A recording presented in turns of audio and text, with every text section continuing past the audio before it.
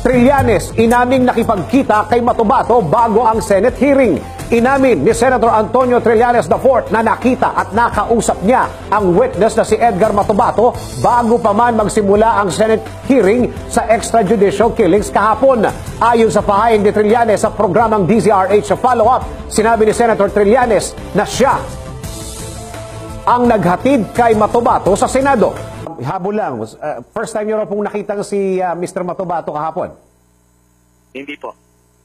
Nakita ko na po siya. At may idea na ako kung anong sasabihin niya. Pero yung entirety ng kanyang mga testimonya ay hindi ko po na alam na gano'n. So kino-confirm niyo po, nakausap niyo na po siya, nagkaroon po kayo ng meeting bago nung kahapon, Mr. Senator?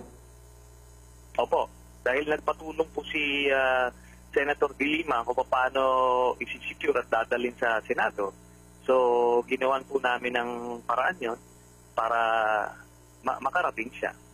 Opo. Mula doon sa Pangasinan, Senator, hindi, ano? Yun lang meeting niya. Hindi. Opo. Dito lang sa Quezon City lang. Okay. Senator Antonio Trillanes IV, maraming salamat po and for being sport din dahil sinagot niyo po yung aming mga katanungan. Samantala, ikinalungkot rin ng senador ang naging desisyon ni Senator Coco Pimentel na hindi bigyan ng proteksyon si Matubato at nanindigang totoo ang sinasabi ng testigo. I-like po ang page ng DZRH News Television para updated at i-share ang trending news na balitang ito para mas marami ang makabalita at mag-comment para alam namin ang opinion mo.